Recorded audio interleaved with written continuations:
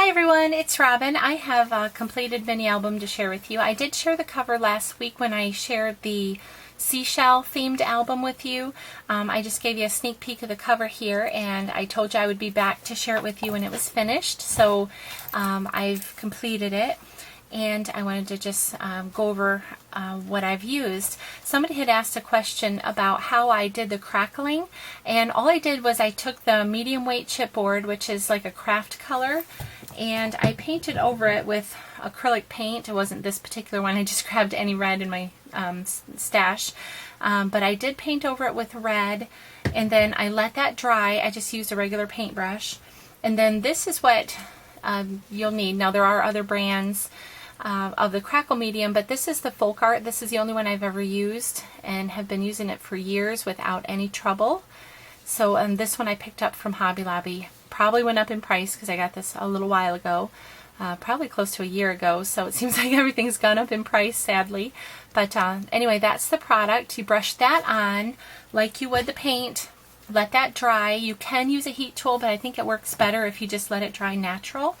And then after that is dry, you have your top coat that you'll use. Now this is where you'll start to see the crackle, and it happens really, really fast. And one tip that I can give you from experience is, oh, this is the vintage white, is don't brush back and forth. When you get a good supply of paint on your brush, and just do one coat. Otherwise it starts to clump and give you bare spots and just is a real pain in the neck, if you will. So it's best to just do one coat and keep it moving, because it dries really fast and starts to crackle almost immediately.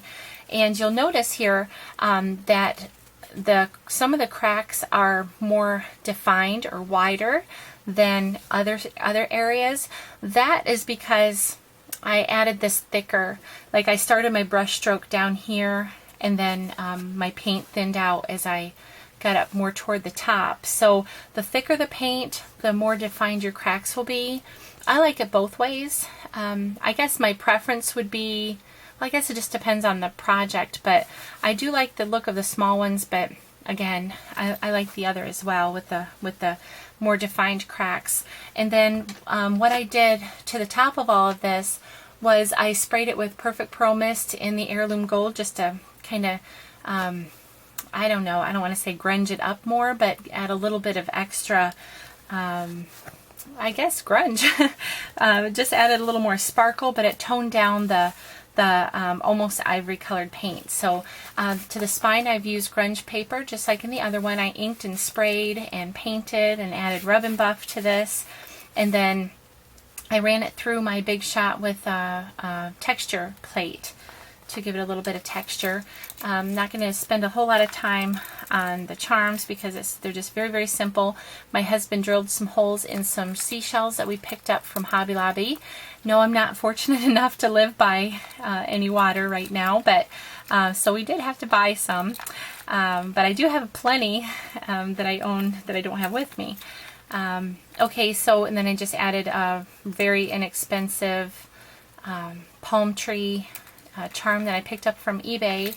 And then this is a charm from Kane Company from the Sea Glass collection, and it's just a little seahorse. And so of course these are all Wild Orchid Crafts, the trellis rose, and tea roses, open roses, and then the aster daisies. And here again some more seashells, and then the starfish are all from Hobby Lobby, as is the true fishing wire that has been used, not by me. So I did have to air that out. That came from Hobby Lobby, and it did say it was really used. So, and it smells like it was, or did smell. But I talked about that in my other video, so I will not mention that again. But so in here I've created a Fotomat. This word remember was cut from a Tim Holtz Sizzlet. And then lots of die cuts, seagull, starfish, a star, layered some summer blooms, and then this metal embellishment here. It had prongs. I'm not sure what it's used for, but I just bent the prongs back and then adhered it onto the star there. And then I have a couple of pockets that tuck behind this treasure chest die cut. These are some tags that came from, or that I cut from, it's a Cuttlebug cutting and embossing die, but it's kind of flat. looks like a folder. So these two came from there, and then this one I just freehand cut and then used my corner rounder. Fussy cut this little crab here, and then added some journaling lines. I even fussy cut those little shells from the 6x6 paper. Tiny and tedious, but it was worth it. I like them.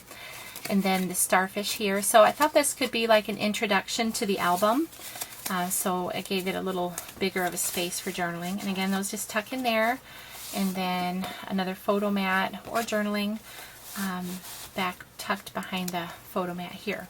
So I'm going to go through this kind of quickly because it is quite similar to the seashell album that I created, because I had used my Cricut and my Gypsy to make all of the die cuts, basically using the Plant and School book and Life is a Beach, and there's probably one more. I think I used a Close to My Heart cartridge as well.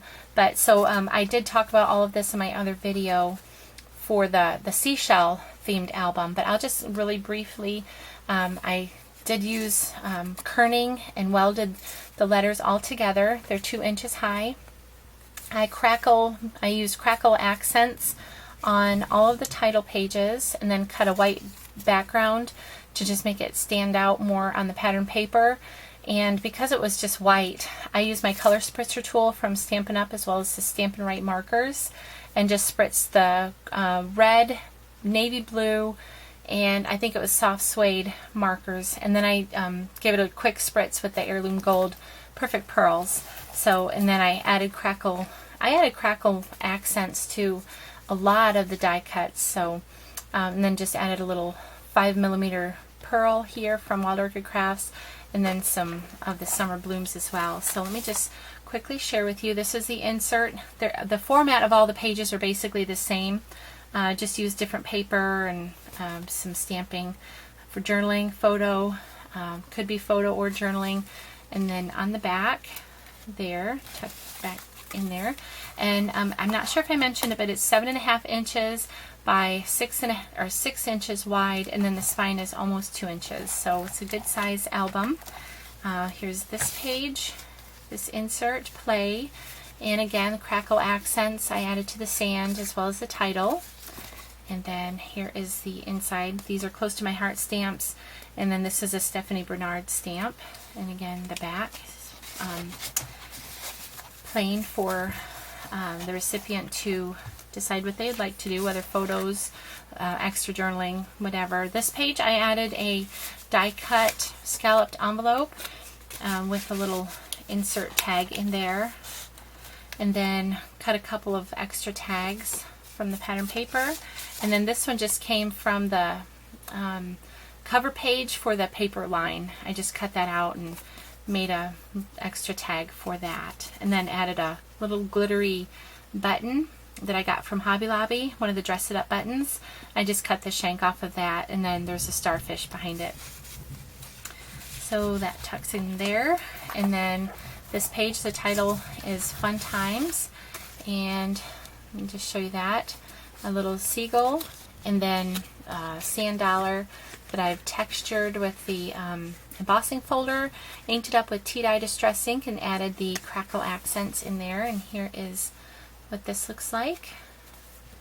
And there's the insert. I'm moving kind of fast, like I said, because I have I've already gone over basically the what I've done in the other album. So this page, I ripped some of the pattern paper to create a corner pocket, added just some flowers there, and then a ticket.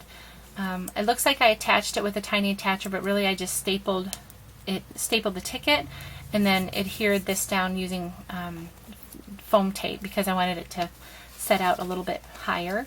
Cut a couple more tags with the pattern paper. This one I added a seagull in flight, die cut in a star, and to the seagull I added rock candy stickles, just to give him a little more definition. And then here's the backs of the tags. Again, they just tuck and stay in there. Oops, I wanted this one ahead of it. Okay, pretty nicely. And then here is this page, beautiful pattern papers. This one I've titled Summer with the flip-flops, added stickles to that, and some Venice lace or Guy Pure lace, little flowers, and then some rhinestone bling. And then here is the inside page for that. in the back. And I have this in my store. It's up for sale, so I'll have a link to that if you're interested in the information bar. I've used some Wild Orchid Crafts cotton lace and inked up a summer bloom, and then I'm not sure if it's showing up in the camera because of the pattern on this pattern paper, but this is a starfish, and then I just added some linen thread to the top of the starfish there, and then created this tag, and then stamped this using just a journaling stamp from Hobby Lobby, and then I used my McGill punch to create the tab. And then this page is titled Relax, so of course I had to add the palm tree. I ran that through a Stampin' Up! Embossing folder, Sizzix folder, and then to the palm branches I just ran that through the Swiss dots. Added some glossy accents to the coconuts, and then a couple of embellishments here. And here's what this page looks like, and I created a little pocket for some additional journaling, or could be photos, whatever. Okay, and then this page, again, just a star die cut with a couple of summer blooms, and then the pearl. This one's titled Sunshine, and then this cute little seahorse here, I ran him through a Cuttlebug folder, the Swiss dots, added crackle accents, and then I'm not sure if it's showing the dimension on his little fin, but I used rock candy stickles, and I used it in the little tube, and so I tipped it upside down, it wasn't coming out, and I shook it, and then I gave it a squeeze, and the hole on the Distress stickles is bigger, as you may know, than the regular stickles, so a big huge blob just went bleh. So I thought, okay, we'll go with it, and so I spread it out, and it just took longer to dry, but I really liked the effect and the dimension that it gave. So that was my, I don't want to say happy accident, because it's not, you know, it's a fin, but I like the way it came out anyway. So here is the insert inside for that, Fotomats and journaling, as with all the other pages. And then the last page has a little crab here, die cut, Life is a Beach cartridge, and then the little starfish, a couple of tags that I made, I just tuck right in there. And then the last page I used the Maya Road craft envelope again, and I'll show you the inside of that. This is just a paper clip from Hobby Lobby, from the clearance section, so they may still be in yours, I'm not sure, but it just came with a good set of them for like 70 cents or something, 72 cents. And so inside here has this journaling space and Fotomat, and then this one as well, and I just stamped that and cut that out, and actually I used my nestability on that. And here's this, those just slide right back in there. Okay, and then let me just tuck this back here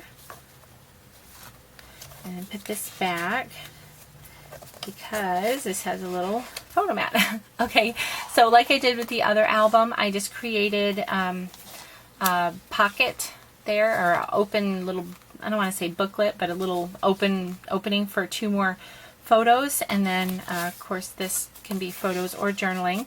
So, and then that's just closes with the magnet. So, and that is it. That is the finished vacation themed album, and I hope you've enjoyed seeing it. If you have any questions, let me know. And again, I will have the link to this, to more information in the information bar down below. Thank you so much for watching. Have a great day. Bye-bye.